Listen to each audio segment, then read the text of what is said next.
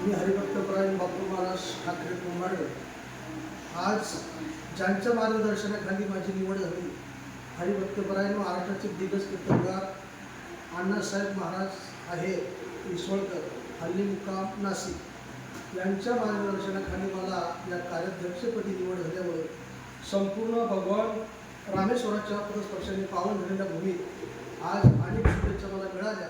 म्हणून सज्जनाव सर्व वारकरी क्षेत्रातील जेवढे प्रमुख पाहुणे असतील सर्वांचे मी हार्दिक अभिनंदन करतो आणि ज्ञानोबा तुकोबारायांचे विचार समाजापर्यंत पोहोचवण्याचं कार्य अखंड भगवंत माझ्याकडून करून घेऊ ही सदिच्छा बाळगतो.